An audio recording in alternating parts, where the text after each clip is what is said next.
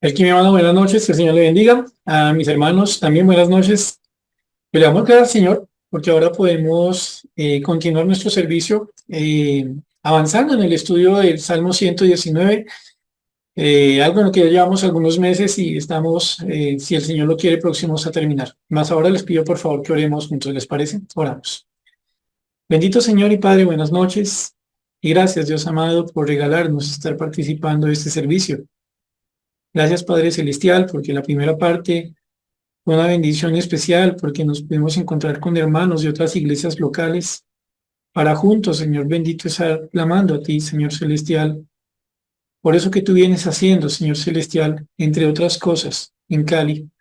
Gracias, Señor bendito, porque tenemos de tu parte, Señor, un propósito y es el de presentar tu palabra, Señor, a toda persona. Y gracias, Dios Santo, porque en este contexto, Señor, a este grupo de iglesias locales que conforman la federación, nos has puesto un anhelo, Señor, esto que llamamos la Visión 2030. También te damos gracias, Señor, porque ahora podemos escuchar tu palabra y para tal fin te pedimos, Señor bendito, que nos perdones, que nos limpies, que nos ayudes, Señor celestial, para que a solas, en el lugar adecuado, Señor bendito, podamos confesarte nuestros pecados, Señor celestial, y recibir tu instrucción para obrar en ese arrepentimiento, Señor celestial, que se demuestra con obras, Señor celestial. Padre bendito, igualmente pedimos tu sabiduría, tu dirección, que nos proveas el entendimiento para leer tu palabra y entender lo que nos quieres decir y especialmente para que sea en nosotros fe viva, Señor, esa que te agrada, esa que corresponde, Señor bendito, con lo que es según tu voluntad. Por favor, Señor, quita las cosas que tienden a estorbar, algunas tan naturales como el cansancio y otras, Señor celestial, que conociendo tú, Señor, se presentan cuando se trata de escuchar tu palabra. Por favor, ayúdanos, Señor, y dirígenos, te lo pedimos. Y damos gracias por la obra de tu Santo Espíritu, que es nuestro Maestro. Por esta misericordia tuya, Señor, expresada al amarnos, al darnos tu palabra, te damos gracias. Oramos en el nombre del Señor Jesús. Amén. Mis hermanos, continuamos, por favor, con nuestro estudio de este salmo y les voy a pedir que vayan a los versículos 153 a 160. Salmo 119, versículos 153 a 160. La letra del alfabeto hebreo que encabeza este verso es Resh. Estamos en la antepenúltima de estas 22 partes de este salmo que corresponde con la misma cantidad de letras del alfabeto hebreo. Y mientras nos ubicamos allí, repito, en Salmo 119, 153 a 160, quería preguntarles cuál es la causa, cuál es el asunto del que ustedes y yo nos ocupamos. Aquello que es lo más importante, aquello por lo cual nosotros llegaríamos a presentar resistencia, a batallar. Y es que en lo que vamos a leer a continuación, ustedes van a notar la reiteración de algo que estaba viviendo este siervo de Dios, este salmista, que se va a enfocar en no solo la adversidad que él padece, sino el Dios que le ayuda a afrontar esa adversidad y cómo él entendía a sus enemigos, a sus adversarios. Y si algo tal vez podemos nosotros decir, a pesar de no conocer el nombre particular de este salmista y los detalles de su historia, pero creo si algo podemos decir es que es una persona que ha tomado muy en serio a Dios y su palabra. Es alguien que ama a Dios a través del amor a su palabra. Le conoce, le ama, comprende cómo el Señor le muestra misericordia una y otra vez, comprende cómo puede ir al Señor y manifestarle agradecimiento y amor por su palabra en la práctica totalidad de este salmo. Es alguien, repito, que ha mostrado seriedad, o si se permite un término que conocemos mejor, madurez en su caminar con el Señor. No porque Él sea especial, sino por lo que Dios ha hecho en su vida. Y es aquí, mis hermanos, donde nos ponemos a pensar en algo, antes de comenzar con la lectura de la porción que nos corresponde hoy. Entendemos que en el mundo en el que nosotros estamos, más al que no le pertenecemos, hay un príncipe, un padre de mentira que anda gobernando. Y aquellos que están bajo su influjo, que están subordinados a él, que son sus esclavos, son personas que tienen una causa, así no lo entiendan por su ceguera espiritual. La causa que ellos tienen es la misma causa que tiene el príncipe de este mundo, y es una causa contra la verdad, es una causa contra Dios, es una causa contra la obra de Dios y los hijos de Dios. Si nos ponemos a pensar un poco la batalla que estas personas presentan contra las cosas de Dios, podría plantearse como una batalla contra la verdad. Por un lado, seguramente lo han escuchado, estos que no creen en Dios van a cuestionar diciendo: la Biblia no es la verdad, la palabra de Dios no es la verdad. Y argumentarán cosas tales como: la Biblia está llena de contradicciones, o la Biblia narra hechos de acontecimientos, de cosas que no sucedieron. Entonces, repito, uno de los argumentos que tienen los enemigos de la verdad, los enemigos de Dios y de los que vivimos para Dios, es una batalla que cuestiona la verdad de Dios y la verdad que nosotros creemos como hijos de Dios.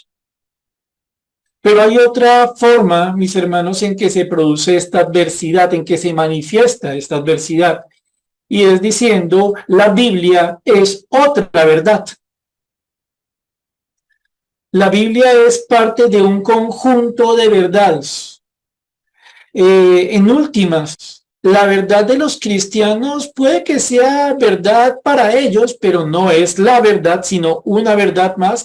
Estamos en un mundo relativista en que la verdad depende de los ojos de quien la mira, del corazón que la recibe. Y entonces, cristianos, entiendan algo. Ustedes dicen que hay la verdad, y nosotros les decimos: están siendo cerrados de mente, están siendo víctimas de una conducta fundamentalista y no abren su entendimiento a otras verdades. Así que, repito, la adversidad, como la entendemos, como la vemos en la actualidad, en lo que tiene que ver la palabra con la palabra de Dios, se plantea de: la Biblia no es la verdad, o la Biblia solo es otra verdad.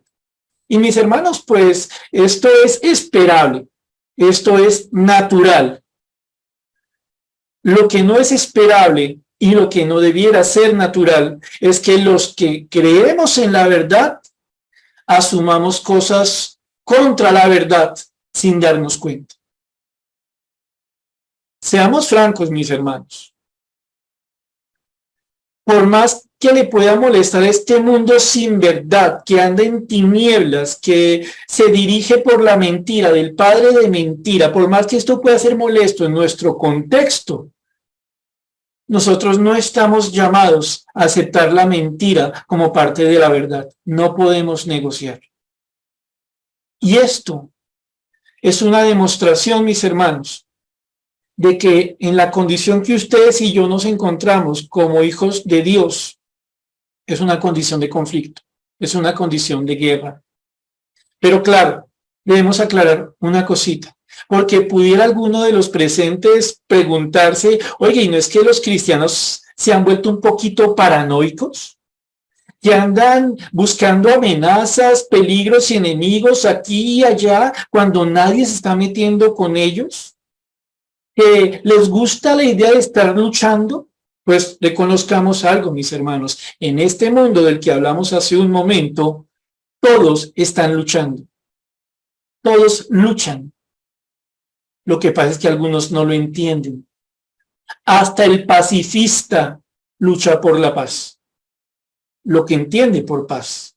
Así que les quiero plantear como punto de partida un llamado de atención que creo el Señor nos hace en los versículos que siguen, para que tomemos partido de lo que debemos tomar partido y que tomemos por propia la causa de Dios, porque eso es parte fundamental de aquello a lo que se nos ha llamado. Tal vez entonces, mis hermanos, curiosamente les debo invitar a que comencemos con una porción que no es la del Salmo 119. Y les voy a pedir que se vayan a Lucas capítulo 12. Lucas capítulo 12. Y creo que es bueno leerla de una vez, con eso no los pongo ahorita a moverse de nuevo esta porción. Quiero que miremos algo muy brevemente en Lucas capítulo 12. Vamos a leer el versículo 22 y saltamos a los versículos 27 a 31. El Señor aquí, hablando del Señor Jesús, está hablándole a unos discípulos, a sus discípulos, que están en medio de una multitud. En la enseñanza que está haciendo, está instruyendo a sus discípulos y a la vez permitiéndole a la multitud escuchar sobre la necesidad de comprender lo que es importante en la vida y por ende las cosas que no deben preocupar. Esto en la verdad de Dios. ¿Listo? Entonces, Lucas 22. Les decía a ustedes, leemos el versículo, Lucas 12, pero leemos el versículo 22 y saltamos al 27. En el versículo 22 leemos lo siguiente. Dijo luego a sus discípulos, por tanto os digo, no os afanéis por vuestra vida, que comeréis, ni por el cuerpo que vestiréis. Ojo, personas que le están escuchando, algunos de los cuales son discípulos que creen la enseñanza de un maestro y quieren vivir según la enseñanza de ese maestro, quieren imitar a ese maestro, al Señor Jesús. A ellos, el Señor Jesucristo les dice algo. Mire, tengan en cuenta una verdad esencial para sus vidas, que debe ser la verdad de sus vidas en un tema como el de la preocupación. No se afanen por qué se come, no se afane por cómo se visten. Y paso seguido el Señor va a decir entre los versículos 23 y 26 algo sobre la comida y citará como ejemplo un animal que para muchos judíos sería inmundo, el cuervo, que entre otras cosas comería cosas cadáveres. Y eso obviamente no cabería como algo agradable para un judío, pero el Señor dice, mire, un cuervo tiene que comer aunque no siembra, aunque no ciega. Versículo 27, considerad, miren con calma y entiendan lo que está detrás de esto. Considerad los lirios, cómo crecen, no trabajan ni hilan. Mas os digo que ni aun Salomón con toda su gloria se vistió como uno de ellos. Y si así viste Dios la hierba que hoy está en el campo y mañana es echada al horno, ¿cuánto más a vosotros, hombres de poca fe? Vosotros, pues, no os preocupéis por lo que habéis de comer, ni por lo que habéis de beber, ni estéis en ansiosa inquietud. Porque todas estas cosas buscan las gentes del mundo, pero vuestro Padre sabe que tenéis necesidad de estas cosas. Mas buscad el reino de Dios y todas estas cosas os serán añadidas. Quizá alguno de los presentes se siente un tanto inquieto y se pregunta adentro, ¿y por qué comenzamos con esto? Mis hermanos, cuando leemos el texto que acabamos de leer de Lucas 22 al 27, encontramos un factor que tendemos a olvidar. Nosotros somos los primeros que debemos ser convencidos por Dios si en verdad queremos convencer a otros. Nosotros necesitamos que la palabra de Dios, que es la verdad, sustituya las mentiras que tenemos en el corazón si en verdad queremos ayudar a otros a entender la verdad de Dios. Noten algo interesante. El Señor aquí habla de algo tan entendible para toda persona como lo que se come y lo que uno se pone encima. Y usa comparaciones tan sencillas que nadie podría decir, no, Señor, me dejaste perdido, eso tiene un contenido teológico, una forma de expresión tan difícil, no entiendo de qué me hablas. No, usted que escucha mi palabra, sea uno de la multitud o sea un discípulo, quiero que piense algo. ¿Usted en verdad cree que Dios le puede sustentar como lo hace con un cuervo? ¿Que Dios le puede vestir como lo hace con un lirio? Y la respuesta automática nuestra podría ser amén. Pero no se trata de automatismos religiosos. No se trata de expresiones vacías sin sentido en la realidad. No se trata de cosas que decimos que en el fondo nosotros no creemos. El Señor está haciendo aquí algo, les repito, mis hermanos, que es fundamental al momento de presentar batalla en lo espiritual. El buen soldado debe estar plenamente convencido si en verdad va a pelear. Pero noten algo lindo. El Señor en su misericordia no desecha soldados.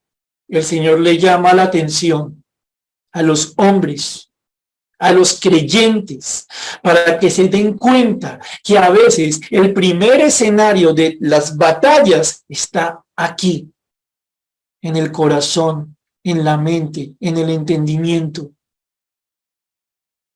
El Señor les llama a ellos dándose cuenta que aunque ellos están escuchando la palabra que Jesús está dando, que es la palabra de Dios, el Señor sabe algo.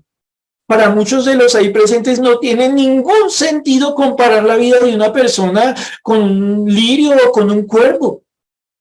¿Por qué? Porque a esas personas, como muy posiblemente nos ha pasado a nosotros, hay una mentira disfrazada de verdad que se nos metió en el corazón. Hay algo de lo que nos dejamos convencer que no es la verdad de Dios. Y ese algo es, yo tengo que ganarme mi sustento y mi vestido.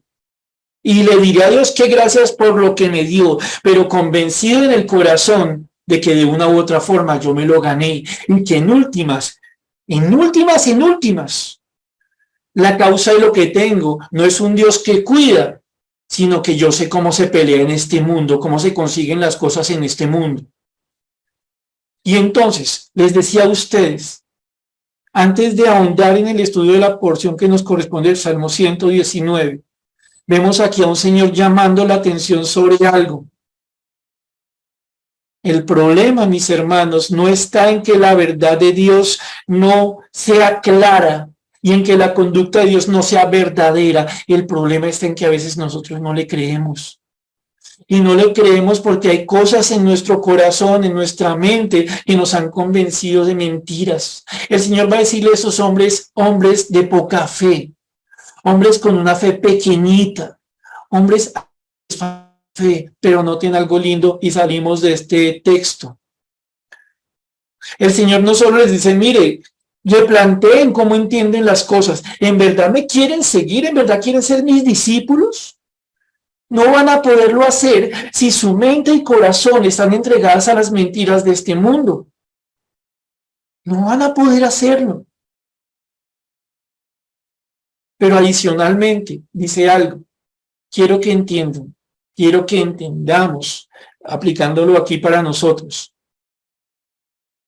Lo que realmente vale la importancia o lo que realmente es importante en esta vida son las cosas de Dios. Es tomar la causa de Dios como nuestra.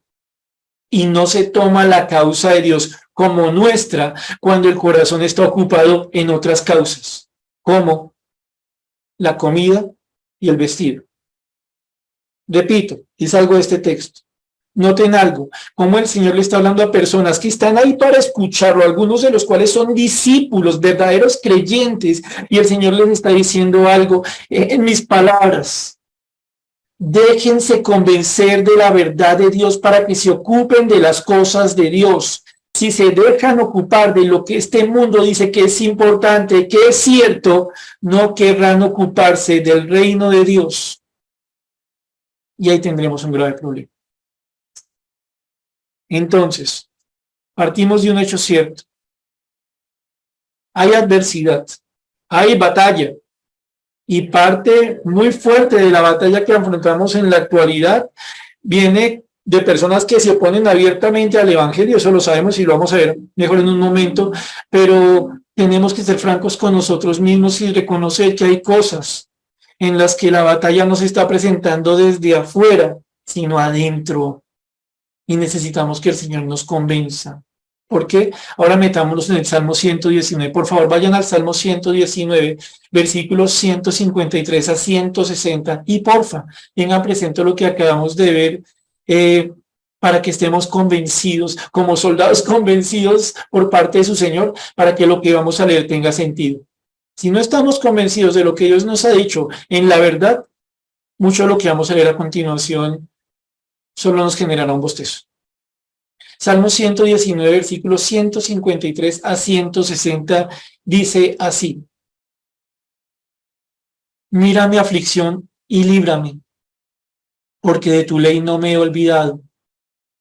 Defiende mi causa y redímeme, vivifícame con tu palabra. Lejos está de los impíos la salvación, porque no buscan tus estatutos. Muchas son tus misericordias, oh Jehová, vivifícame conforme a tus juicios. Muchos son mis perseguidores y mis enemigos, mas de tus enemigos, más de tus testimonios, perdóneme, no me he apartado. Veía a los prevaricadores y me disgustaba, porque no guardaban tus palabras. Mira, oh Jehová, que amo tus mandamientos. Vivifícame conforme a tu misericordia. La suma de tu palabra es verdad, y eterno es todo juicio de tu justicia. Ustedes ven, mis hermanos, aquí algo que el Señor ha permitido que se reitere a lo largo de este salmo. Una condición complicada es la que está viviendo la persona que Dios usa para escribir este salmo. El Señor escribe sobre una vida. El Señor trae una verdad que se cumple en las circunstancias de un hombre que conocemos como el salmista. Cuando hablamos de aflicción, estamos hablando que en verdad a este hombre le estaban causando aflicción y que en verdad necesitaba ser librado. No estamos leyendo nada menos que una historia de carne y hueso de un hermano nuestro que el Señor usó para enseñarnos muchas cosas, como lo ha venido haciendo a través de este salmo. Y entonces el salmista le dice al Señor, versículo 153, mira mi aflicción. Mira, Señor, estoy en una condición de gran sufrimiento, una condición en que por momentos llego a sentirme hasta miserable y angustiado. Señor, mira la aflicción que tengo y líbrame, Señor, sálvame de este peligro. Ahora, ojo con lo siguiente, porque sin duda alguna, nosotros podríamos decir, mire, para mí una aflicción es una enfermedad, para mí una aflicción es un momento en el que no tengo dinero, pero en el contexto, como ustedes lo acaban de leer, la aflicción de la que habla el salmista es la aflicción que le causan adversarios, personas que están contra él. Y como ustedes tal vez ya lo pudieron ver o cuando menos notaron que se insinuaba esto, la razón por la cual está siendo afligido este hombre es porque este hombre le está creyendo a Dios, está convencido de la verdad de Dios. A este hombre le están afligiendo, a este hombre le quieren llevar a una condición de miseria, están haciendo lo que es necesario para angustiarle el corazón. Ojo, ojo, El creyente, el salmista, no está diciendo aquí, mira, Señor, que casi me afligen. No, efectivamente, hay una batalla fuerte que ha logrado en el corazón del salmista afligirlo. A veces, pensando de manera un tanto superficial, pudiéramos decir, ay, salmista carnal, ese salmista no sabe quién es su Dios. No, mis hermanos, este hombre, a mi entender, es un hombre maduro espiritualmente hablando.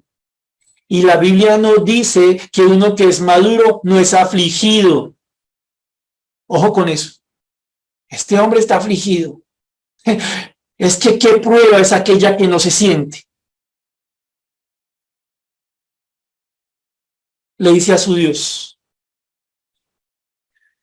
Aquel que él conoce, aquel que le convenció, aquel que le enseñó cuál es la verdad de la vida. Le dice a su Dios, mira mi aflicción y líbrame. Sálvame, Señor, en medio de este peligro. Y entonces explica, ¿por qué, salmista, tú le dices esto a Dios? Porque de tu ley no me he olvidado. O con lo siguiente, el salmista no le está diciendo aquí a su Señor, ay Señor, ponme cuidado, me tienes como abandonado. Ay, Dios bendito, por favor, voltea tu mirada, dígnate por un instante mirar a este hombre que sufre por su causa. No, no. Este salmista sabe que su Dios le ama, que su Dios es misericordioso, que su Dios es bueno. Cuando el salmista le pide al Señor que le mire, no es para hacer que Dios le mire, sino porque sabe que Dios lo está mirando. Mira mi aflicción es una oración que es una confesión. Y aquí lo que está diciendo el salmista en otras palabras es, Señor, yo estoy de acuerdo contigo, yo confío en lo que tú haces. El anhelo de mi corazón es lo que tú haces, mirarme para librarme. Este salmista conoce a su Señor.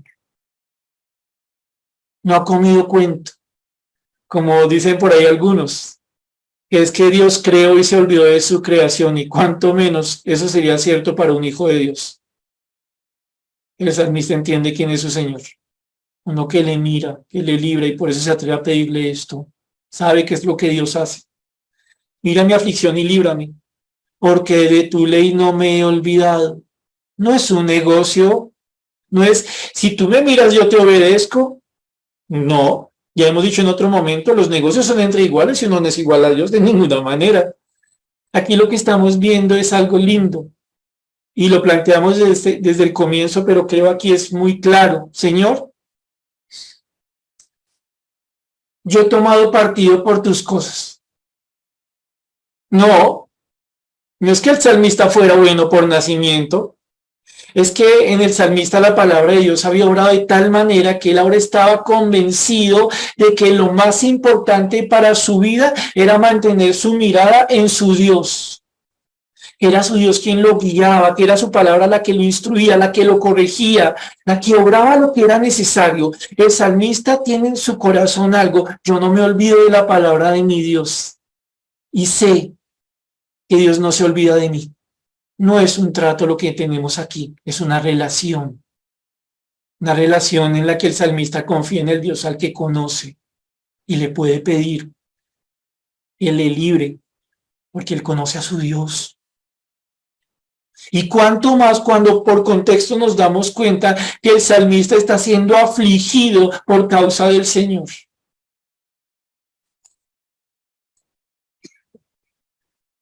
Quiero pedirles que vayan un momentico, unos poquitos salmos atrás. Vemos a otro hombre de Dios, otro salmista al que el Señor guía a escribir algo que nos habla de algunas de las cosas que implican ser liberado o librado. Vayan al Salmo 116, versículos 5 al 9, porfa. Salmo 116, versículos 5 al 9. Recomendación, si le puede sacar tiempito de estudiar este salmo, hágalo, que es sumamente bonito. ¿Listo? Salmo 116, versículos 5 al 9.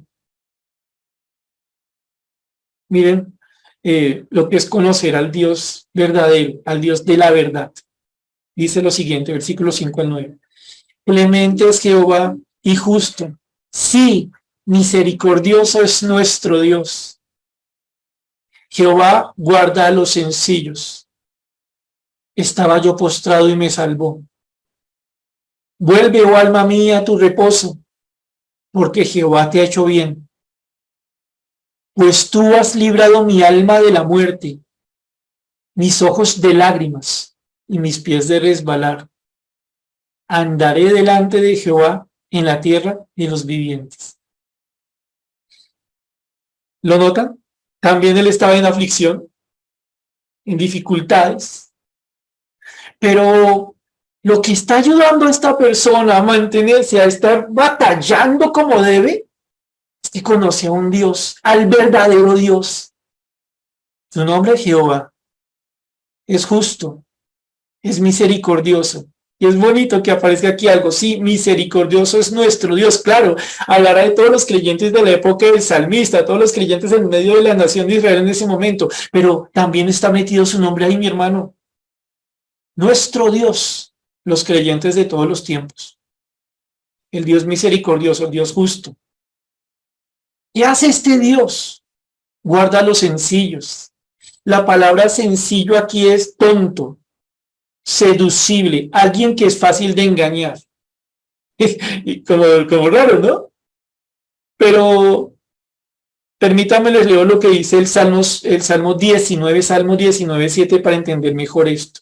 Salmo 19, 7 dice, la ley de Jehová es perfecta, que convierte el alma. El testimonio de Jehová es fiel, que hace sabio al sencillo.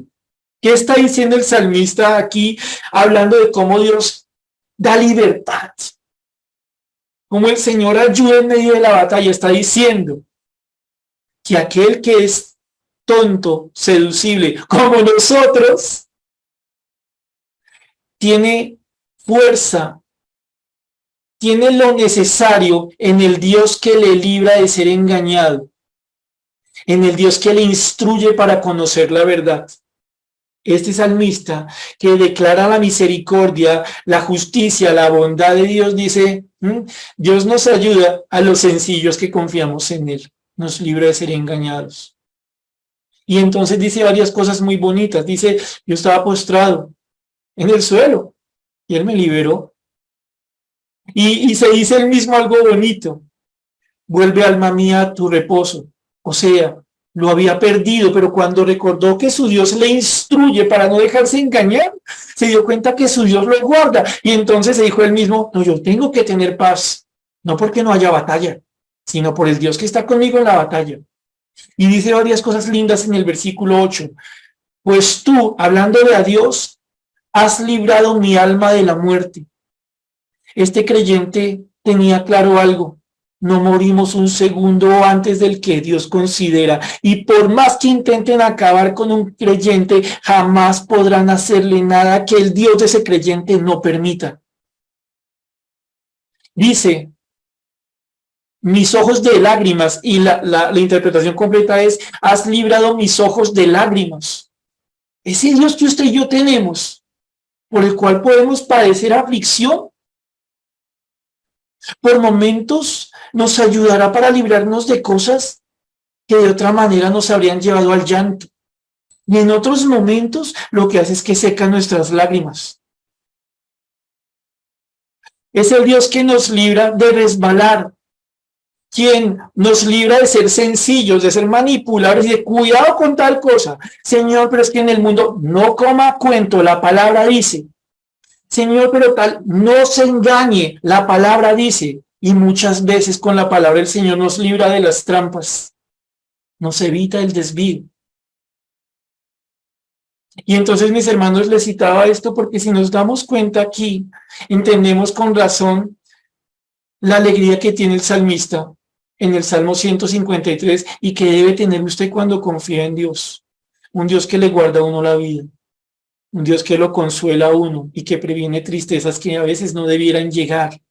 Un Dios que siempre está listo para ayudarnos y librarnos de resbalar en las trampas del enemigo. Es el Dios que instruye, es el Dios que libra, es el Dios que enseña a batallar. El salmista le dice, Señor, yo no me he olvidado de tu ley. Vamos al 154. Este salmista está convencido de la verdad de Dios. Le pide al Señor algo.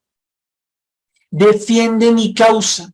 Literalmente le está pidiendo al Señor, Señor, actúa como mi abogado en esta batalla que es la vida, que es como la batalla que se lleva ante un tribunal, en que una parte quiere acabar a otra, en que una parte llamada mundo y los suyos quieren acabarme a mí porque yo he tomado partido por tu verdad, porque yo te he creído a ti, Señor. Señor, encárgate de mi defensa. Líbrame, Señor bendito, como mi abogado. Defiende mi causa. ¿Se acuerdan que les pregunté al principio cuál es nuestra causa?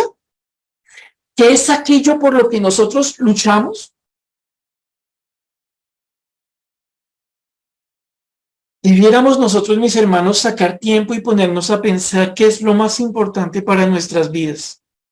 Porque lo que sea más importante será aquello por lo que nosotros batallamos.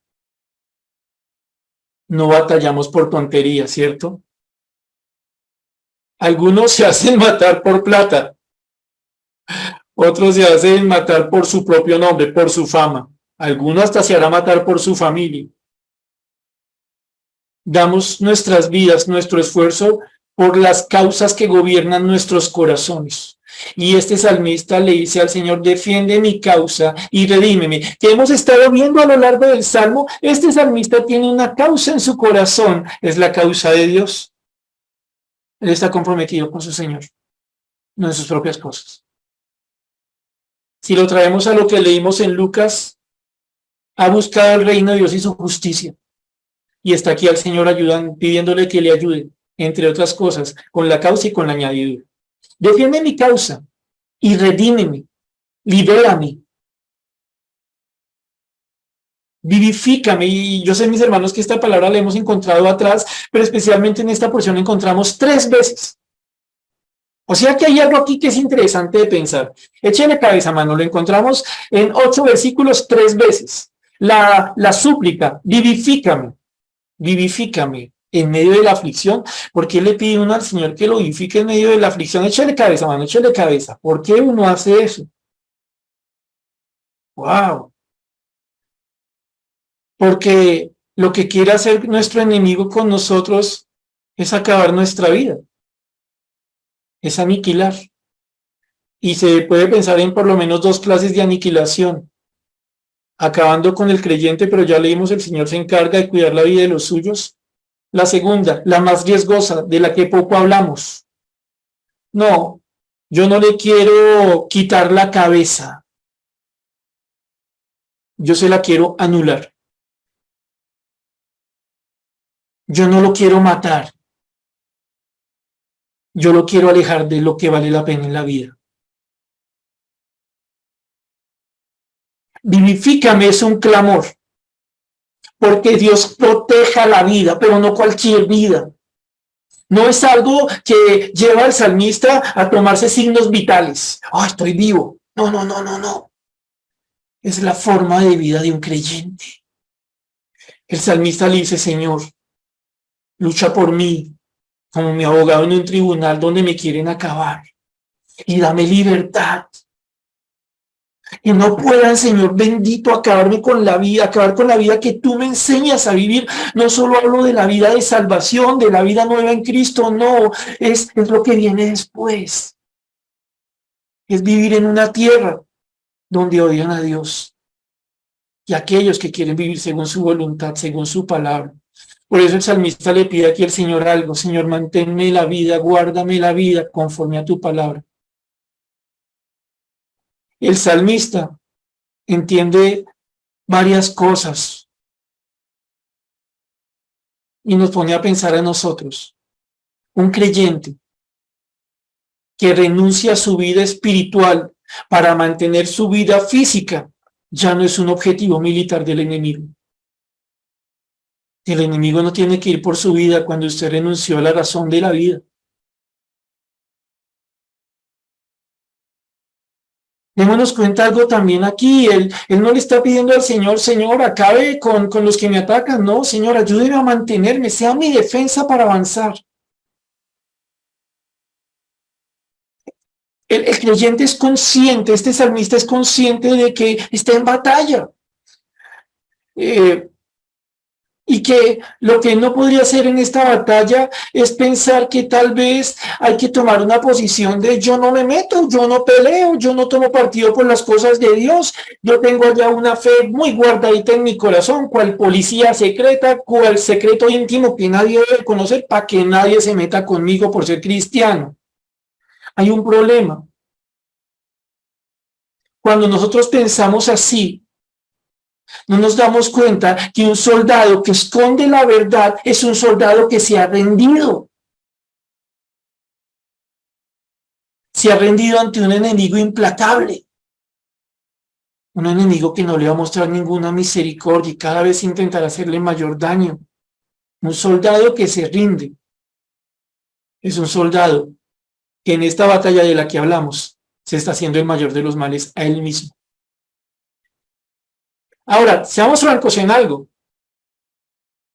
Uno pudiera preguntarse, oiga, no, pero yo no vivo ninguna adversidad, yo no veo personas que se resisten a la palabra, yo no veo personas que cuestionan la palabra, no, yo cuando le digo de pronto a un hermano o a un hijo, mire, la palabra de Dios dice, no, es que yo nunca hago eso.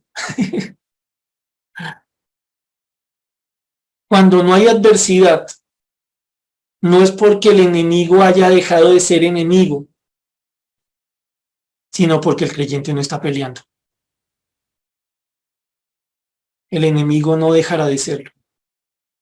Y por ende, el problema no está en que no haya un enemigo que no quiera matar, destruir, robar, no ese es el problema. El problema es que hay uno que está creyendo mentiras, que está pensando en una supuesta neutralidad en lo espiritual. Se ha comido las mentiras de su enemigo y cree que puede estar bien. Déjeme ponerle un ejemplo frente a esto. Estamos en un país, debo repetir, donde a veces pensamos que no estamos en persecución. No, persecución dejémoslo para los países donde está el Estado Islámico, ¿no? Para los países totalitarios, no sé, Corea del Norte, ¿cierto? Donde a un creyente lo pueden matar o mandar a una cárcel, o Estado Islámico le mete la decapitada y ahí acaba con el cristiano, y allá eso es persecución. Debo repetir que hay dos formas en que se acaba con un cristiano. Bueno, dos formas de atacarlo mejor.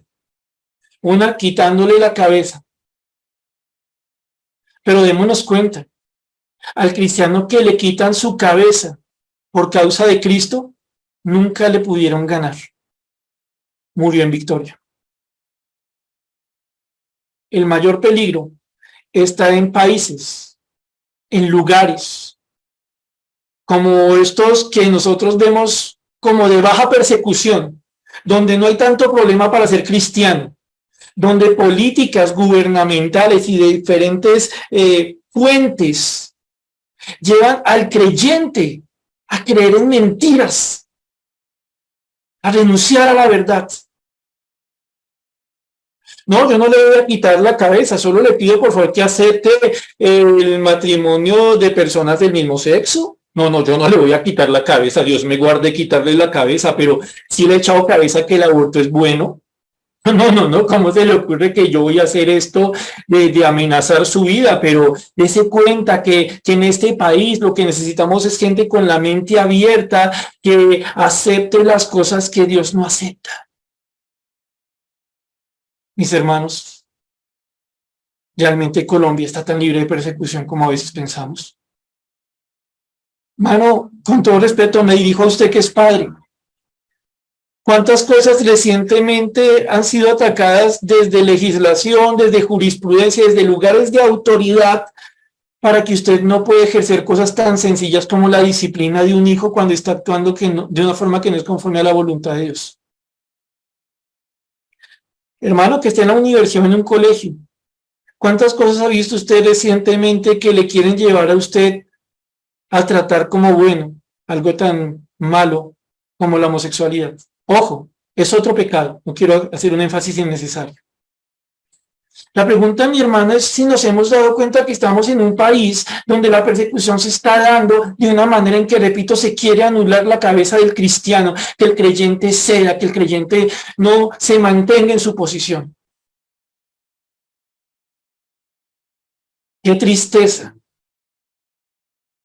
la que debe sentir un soldado abatido y vencido, que postrado levantó una bandera blanca porque se le vino el enemigo encima a causa de no comprender que estaba en batalla.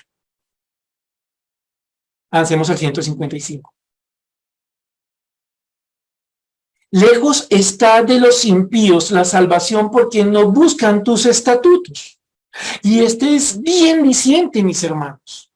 Una persona impía, según este texto, es una persona que está acostumbrada a vivir en la maldad. Es una persona que solo conoce la mala vida, si se me permite decirlo de alguna manera. Una persona contraria a lo que agrada a Dios en su forma de vivir. Dice, lejano están los impíos. ¿De qué están lejos? De la salvación.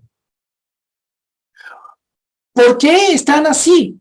Porque no buscan conocer la voluntad de Dios, no buscan sus estatutos, no consultan a Dios para entender cómo ser libres. Ahora, noten lo siguiente, mis hermanos. Mientras que en el versículo anterior nosotros vemos cómo el Señor, el salmista dice, Señor, Señor, defiéndame, Señor, ayúdeme, Señor, líbreme, enséñeme a mantenerme vivo, capacíteme, Señor. Aquí el salmista está planteando algo, que hay hartas personas, que hay alrededor nuestro, unos que no conocen el bien de Dios, que no conocen la salvación, que no saben qué es ser libres. ¿Y por qué es esto? Porque no conocen la palabra de Dios. Si se dan cuenta, mis hermanos, este es un cumplimiento del oír es por la fe y el oír por la palabra de Dios. La fe es por el oír y el oír por la palabra de Dios. Ahora miren lo siguiente. Si no recordamos lo que vimos atrás, la necesidad del creyente que sea protegido, que sea librado en el Señor, pues este versículo 18 no tiene mucho sentido. Déjeme planteárselo de alguna forma. Cuando un creyente está más ocupado en las mentiras de este mundo, en las cosas que este mundo le ha dicho que son lo importante de la vida, ¿sabe qué tiende a no importarle nada a un creyente? La salvación de las personas. Déjenme plantearlo de una forma, espero, sencilla. Cuando nosotros nos comemos las mentiras de este mundo por no conocer y ser firmes en la verdad de Dios, ¿sabe qué nos preocupa en nuestros familiares? Y no tengan plata, que estén enfermos, que tengan tristezas. ¿Es tan cierto esto? Que le decimos al Señor en nuestra oración, Dios, si lo quieres, ayuda económicamente a tal, si es de tu voluntad, provéele salud a tal. Ah, Señor, sé consuelo, fortaleza de esta persona que tanto amo que ande en tristeza. Ah, bueno, y si quieres, sálvalo, pero con que yo lo vuelva a ver con plata, con salud y feliz, yo también estoy feliz. ¿Me hago entender qué es lo que está pasando en el fondo? Cuando somos consolados donde no hay consuelo. El salmista aquí está tomando una posición que habla de entendimiento y de asumir la causa de Dios como propia. Que hay personas sin Dios, que actúan como si Dios, que obran como sin Dios, que son enemigos de Dios y de los que creen en Dios porque no conocen al Dios que libera. No sé, mis hermanos, si soy el único en reconocer con cierta tristeza que no en pocas ocasiones lo que más me ha ocupado de personas que amo, que no conocen al Señor, no es que conozcan al Señor, sino que no estén sufriendo. Como si fuera muy bueno irse con una sonrisa al infierno. Lo que plantea aquí el salmista es interesante. Nos está hablando de un problema, y el problema no es de Dios. El problema no es que, el problema para Dios no está aquí presente. El problema es para el que está contra Dios. Porque el salmista pide o plantea este punto. porque está entendiendo las cosas como Dios las entiende. Aclaro una cosa para terminar este versículo. Yo no estoy diciendo, mis hermanos, que entonces cojamos a aplaudir y hacer fiesta cuando vemos un familiar enfermo, sin dinero, con otra tribulación, porque eso sería ajeno a la compasión. Lo que estoy diciendo es que el que está en las cosas de Dios, el que está en la causa de Dios, el que busca su reino y justicia, aprende a discernir un paso más allá de lo que es meramente aparente. El salmista continúa, versículo 156. Dice: muchas son tus misericordias, oh Jehová, vivifícame conforme a tus juicios. El salmista que el Señor acaba de usar para plantearnos una realidad, el impío es impío porque no conoce la palabra de Dios. Salmista, tenga eso claro en su cabeza para que no se maraville cuando lo anden atacando. El salmista vuelve a hablar aquí de su relación con el Señor y dice: uy, Señor, abundante, muy abundantes son tus misericordias, tu compasión. Aquí la palabra está asociada con el vientre, como la madre que acaricia el vientre con su bebecito adentro. Esa es la idea de cómo Dios nos trata. Muchas son tus misericordias, oh Jehová, vivifícame conforme a tus juicios. ¿Se acuerdan? Atrás dice: vivifícame, ¿cómo? Según tu palabra. Y aquí le está pidiendo el Señor: vivifícame conforme a tus juicios. Es la misma idea, es la misma realidad. Señor bendito, en este mundo de adversidad, en este mundo de lucha, en este mundo de impiedad, en el que le dan duro a los tuyos por ser tuyos, por querer vivir en tu voluntad, yo me acuerdo de algo, Dios bendito, y me da tanta alegría y me da tanto ánimo. Tus misericordias nunca son escasas. Piensen lo siguiente: ¿qué pasaría si Dios fuera misericordioso, pero misericordioso de forma estrecha? Poquita misericordia. ¿Qué pasaría? Pues que solo estaríamos aplazando la derrota. Porque si Dios fuera estrecho en las misericordias, tarde que temprano se acaban y tarde que temprano el enemigo nos pasaría encima. Por eso es importante que recordemos en medio de adversidad que las misericordias de Dios son mayores que la adversidad misma. Y que por eso le podemos decir al Señor: Señor, manténme esta vida en la que tú me tienes. No solo, repito, la que surge con la salvación, sino el vivir del que es salvo. Esa manera en que Dios nos enseña a vivir su palabra. Versículo 157. Muchos son mis perseguidores y mis enemigos, mas de tus testimonios no me he apartado. Interesante, ¿no? ¿Cómo es que comienza el anterior? Muchas son tus misericordias. Entre otras cosas, ¿por qué? Porque muchos son los que me persiguen.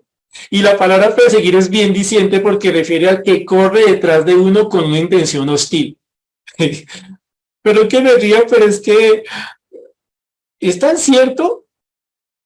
No sé si este le ha pasado a mi hermano, que usted llega de pronto a la casa de alguien, me pasó no hace mucho, familiar, alguna persona conocida a la que uno quiere harto, donde usted generalmente no puede hablar fácilmente de la palabra de Dios. Usted de pronto va a decir: ay, sí, como la Biblia dice. Bueno, vámonos un paso atrás. Usted está ahí con la familia y entonces usted empieza: ay, sí, vio el partido, uy, sí, Italia le ganó a Colombia y todos: uy, sí, es que este no hizo esto, esto no hizo aquello, uy, no vio lo que dijo el gobierno nacional el otro día, uy, sí, es que el colmo, sí, que tal cosa. Y se habla de política, se habla de fútbol, se habla de comida, se habla de viajes. Y cómo es el ambiente, ¡epa! Tan chévere, ¿cierto? Así es, relajado, fresco. Pero usted comienza a hablar de Dios, hermano, y eso es como que: ¿qué pasó acá? Y se levantan los escudos y se asoman las espadas y las miradas cambian. Ahora hay batalla. O están de lo más normal y viene alguno y dice: ah, sí, es que como los creyentes tal cosa, y generalmente son cosas malas, ¿no? O como los pastores tal otra, o como la Biblia tal otra. ¿Se ha dado cuenta usted, mis hermanos, que la persecución a veces, los que corren detrás de nosotros para apartarnos de la palabra, a veces no tienen máscara? No necesitan ponerse pasamontañas, no tienen fusil ni larga espada. Son personas muy cercanas, muy amadas, Pero permítame ir un paso más allá. Porque alguno dirá, sí, por eso yo me siento tan contento cuando estoy en mi hogar cristiano. Mis hermanos, la conducta de perseguidor puede ser asumida incluso por otro creyente, por otra persona que dice que también cree en el Señor, pero cuando usted le dice algo de la palabra del Señor, le contesta mal. No se meta. ¿Quién lo llamó? ¿Usted quién se cree? Sí, tal vez aquí algunos padres están pensando, y sí, mi muchacho el otro día que va a la misma iglesia que yo voy, le llamé la atención con base en la palabra y me miró re rayado y me habló horrible. ¿Qué pasó? Muchos son mis perseguidores. Ojo, aclaremos una cosa. No estoy diciendo que otro hermano sea por regla general un perseguidor. Estoy diciendo que incluso entre hermanos puede haber persecución. La diferencia es que otro creyente recibirá la exhortación tarde que temprano y se arrepentirá, lo cual no pasa con un perseguidor que solo es una persona que no conoce a Dios. Pero si le pone usted a pensar, usted dice, bueno, señor, ¿esto sí es cierto? Ole, sí, la otra vez en el trabajo me pasó tal cosa. Ole, la otra vez me pasé en una conversación con tal persona. Wow, señor, sí es cierto. De muchos flancos, de diversas maneras, hay conductas de personas que se convierten en perseguidoras para afligirme el corazón y apartarme de tus caminos. Para que yo diga, bueno, sí, sí, sí, lo que dice la Biblia ahí, pues, bueno, no es cierto, eso no es cierto, o, bueno, sí, es otra verdad. Muchos son mis perseguidores y mis enemigos. El enemigo en este versículo es la persona que actúa para que el otro tenga una vida muy estrecha, para que esté angustiado, así estrechito, como quien espicha. Piensen lo siguiente, pensemos lo siguiente. Usted tiene un lugar planito y pone ahí una bolita de esas de cristal y usted le comienza a hacer presión con su dedo, con cualquier otra cosa, le hace presión, presión, presión, presión. ¿Qué tiende a pasar cuando usted presiona mucho eso? Sale disparada para otro lugar, ¿cierto? La conducta de los perseguidores y enemigos busca eso, que bajo la presión usted no resista más, no sea paciente, no reciba la sabiduría de Dios y usted salga corriendo de la voluntad de Dios a refugiarse en cualquier otro lugar. Eso es lo que busca hacer uno que persigue y es enemigo. Y repito, esto lo podemos ver incluso en medio de los hogares cristianos. Muchos son mis perseguidores y mis enemigos, los que quieren que yo me aparte de tu palabra, sometiéndome a gran aflicción. Ojo, mírenlo tan bonito, pero más de tus testimonios no me he apartado. Aquí hay algo que debemos entender, mis hermanos. No se trata del soldado héroe, ¿ah? Como en las películas. Huyan, huyan, huyan, que yo me quedo aquí con la ametralladora resistiendo hasta que las balas me atraviesen. No, no es el soldado héroe, es el soldado sabio. El soldado que entiende algo.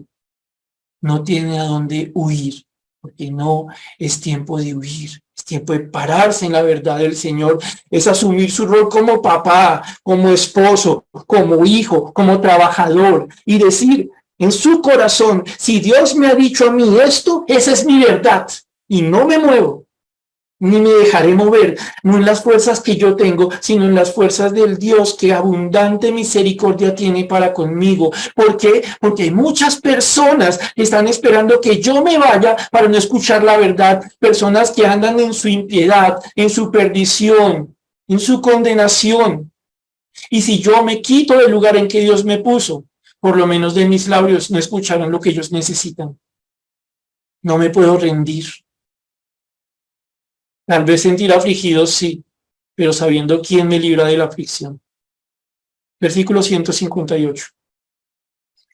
Veía a los prevaricadores y me disgustaba porque no guardaban tus palabras. La palabra prevaricadores refiere a aquellos que se tapan, que encubren, que quieren parecer justos, pero no son justos. Y dice aquí el salmista que él se ponía a ver a las personas que eran prevaricadores, los que actuaban de una forma encubierta y le molestaba. ¿Por qué se molestaba, salmista? Pues porque no están andando según la voluntad de Dios, no son libres. Ahora no tiene algo más que se insinúa en este versículo y estamos ya por terminar. Lo que estamos viendo aquí es que un soldado, uno que sabe hacer la voluntad de Dios, que en medio de la adversidad busca ser fortalecido en el Señor, es una conducta que desaprueba lo que está mal.